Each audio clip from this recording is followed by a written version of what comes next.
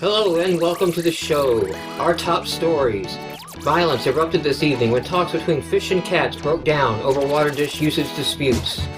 Split personality disorder is on the rise. We'll tell you how to keep it together. The military held a public demonstration of paddle technology. Tremble in fear, BRIC nations. These stories plus our top 5 indie games of the week after the break.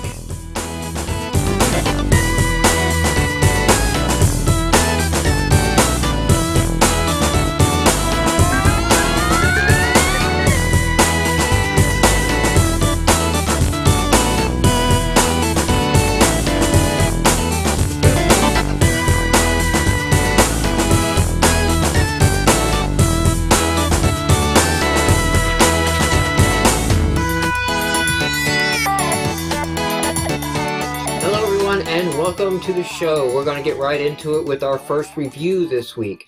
Dylan checked out Iron Ball. Dylan?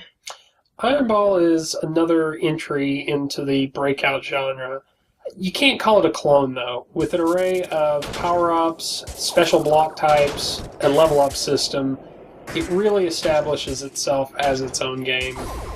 A steampunk art style gives the game a nice graphical polish. However, it's not heavy-handed with the style, so you don't have to be a fan of steampunk to appreciate it. Control is smooth, especially with the auto-assist option that slows the ball as it nears the paddle. The overall gameplay speed is a bit slow for Breakout, but this game is more about precision than Twitch gaming.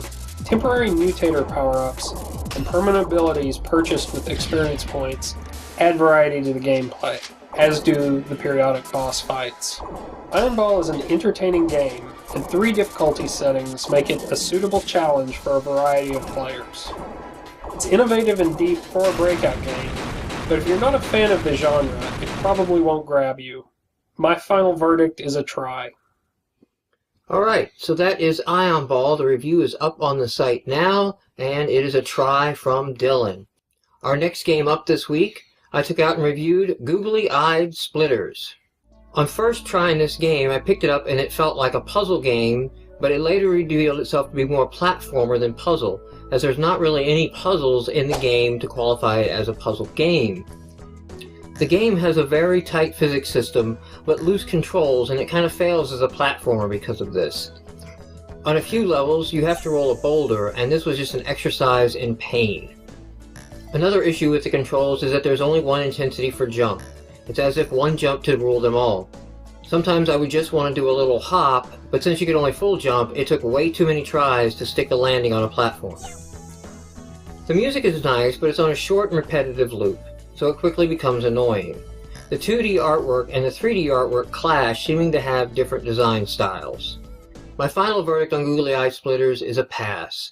There's not enough puzzle in here to qualify it as a puzzle game, and the controls don't yield a very good platformer. Our next game we have up is Fishcraft, and Cicely, you reviewed this one. Yes, for all intents and purposes, this game is a cash grab. There's almost no difference between Fishcraft and Angry Birds. The largest difference is that the physics in Fishcraft are only loosely based on reality, at times randomly causing explosions of items not touched, some things sinking out the bottom of the play area, or no-kill zones where things in the middle of a blast emerge unscathed. The name is supposedly based on a major Blizzard title and not Minecraft, but indie things die when you mention them in the same breath as that title. The fish are directly proportional to the types of birds that you find in Angry Birds. Cats are just cuter and more evil than pigs. My verdict was I gave this game a buy because even with the problems with the physics, it's still fun, and somebody should make money on this service. Alright, so that is Fishcraft. It is a buy from Cicely, and the review is up on the website. And now it is time to run down our top 5 indie games of the week. Every week we run down all the games released this week on our podcast, which you can check out at GameMarx.com/podcast. Our first game up this week is Proximity 2. This is Strategy and Simulation by Brian Cable. And this is a neat little game. It just may not do well on the Xbox service. Yeah, it's kind of a puzzle game, but there's There didn't seem to be much to it from the trial. It seemed to have enough, I think, that if this was on a mobile device or an iPad or your phone, Definitely. It would sell gangbusters. this would be excellent. It is Proximity 2. I don't know if the first Proximity was released on indie games or maybe that was on a mobile platform. I don't know where the first one comes from. I couldn't quite figure out what the rules were to the game as why the tiles surrounding your tile went up or down. Yeah. When you, it seemed to lower the enemy tiles and raise yours a few points, but I couldn't tell if it made a difference what number I put down, like if the difference between the two affected how much it changed. Yeah, it seemed to be, when I played, I mainly focused on the fact that if I placed down a higher number, I would usually just capture the enemy's tile. Yeah, and if you put down the same number, it usually brought down the enemy's tile by a number like That's 2 what I'm or saying. You 3. could bring on the enemy number tile with any tile you played next to it. So you could actually prepare to play a higher tile a few tiles later. But the help text didn't really explain how that math was working. But I thought it was pretty enjoyable. Our next game up this week is Wizard's Keep, right by Robert. It is role-playing, is the category went in. It's action-heavy. This could be that action and adventure role-playing hybrid category, I think. Kind of feels like a loose Zelda game. I liked it. You're not in menus much, but I liked it. No, there's no menu-based combat, so it has that going for it. In its favor, I will say. Not knocking any menu-based title that may be popular on the service. We love you all. But it seemed to be, I had some feeling of Zelda, especially the later Zelda games that I played. You know, you were kind of starting in your house, by your bed, go run out, you know, and get weapons and go on the way.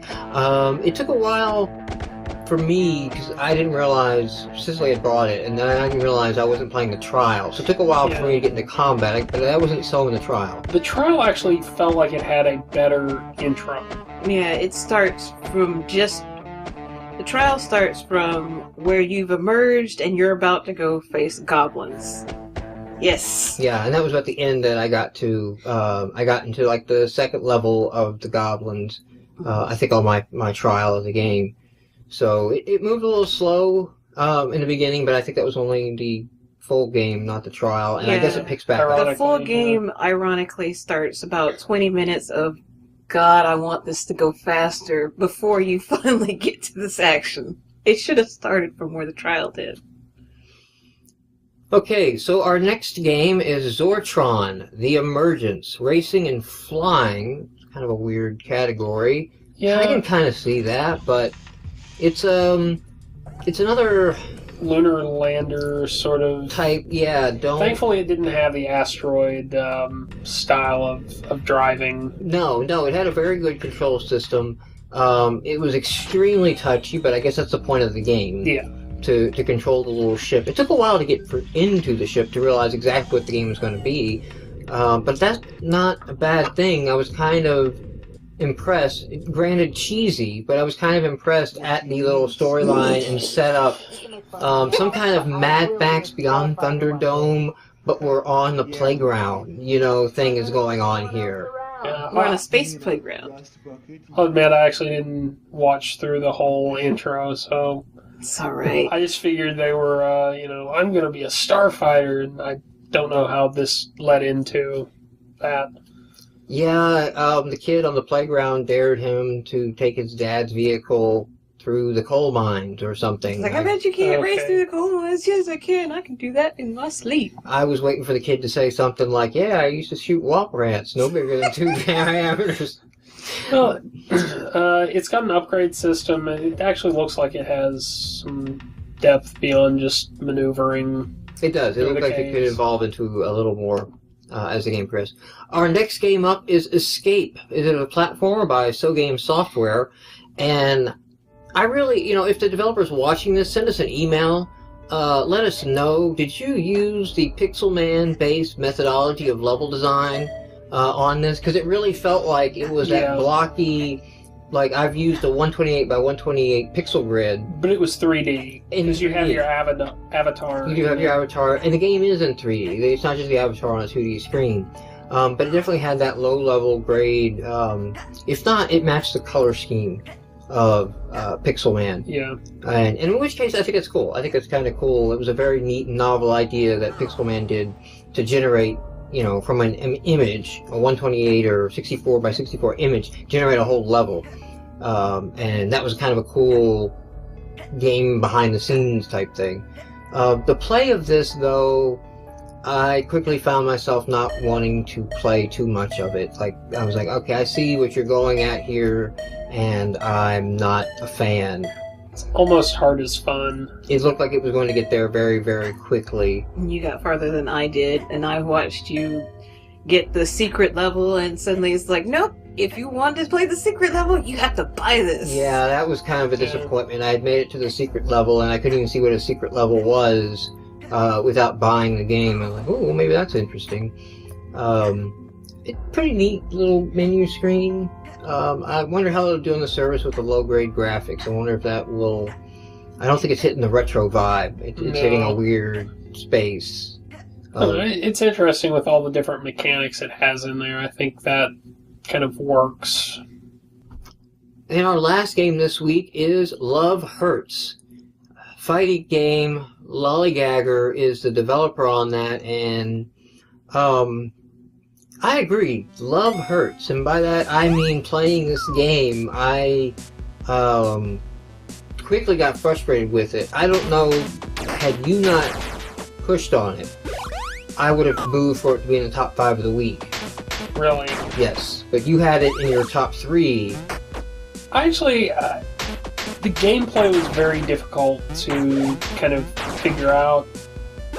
When we went back and recorded the video for this, I actually started to get the hang of it. There are good ways of attacking people if you just go in punching and kicking, not doing uppercuts or things like that. It's going to get pretty difficult. But what I really liked about the game was the style. It's kind of this cartoony, hand-drawn sort of thing. It had some humor to it. It had a little bit of humor going to it. The developer, I think, said to us that he was going Based for it a on Kung Fu. And I played that. I've got the game in a playable position right now. If I want to play it, but this doesn't feel like Kung Fu to me. No, I didn't get that vibe at all either, coming from the old school Kung Fu. I can kind of see it, though. I can kind of see that as the inspiration, but I wasn't picking up that vibe from the gameplay itself. But if that's any consolation, then you might have 5 levels to go get to the rescue of the princess. And there was no guy laughing at you if you died at the boss. If you're going for Kung Fu. If you're going for Kung Fu, that guy must be there. So now's the time of the week where we go through these top 5 and pick our game of the week. If you had any hopes of Love Hurts, I think we're going to override that. I was going to vote for Wizard's Keep. Wizard's Keep, that would be I like the style of Love Hurts, but the gameplay just doesn't do it for me. Like I said, it's kind of tricky. And the Wizard's Keep developer now, Robert, also has another game on the service, I believe, doesn't he? He's got Minor Dig Deep. Minor Dig Deep. Yes, because they actually advertise that in the game. Yeah. That's cute. I think we've actually reviewed that, and I gave that a buy. Yeah, so it's another good title. Wizard's Keep, Robert, congratulations. You are GameMarx Game of the Week. Don't spend it all in one place, sir. Everybody else, thank you for watching. We do have another announcement this week. We helped to relaunch XboxIndies.com. So if you jump over to XboxIndies.com, you can see the reviews from GameMarx and several other game review sites, kind of joining forces and forming Voltron there to bring all the review sites to one place. And we have a lot of cool plans to do with XboxIndies.com. On the site too, you can also find quite an extensive searchable database of the current Xbox Live indie titles. Thank you everyone for watching the show.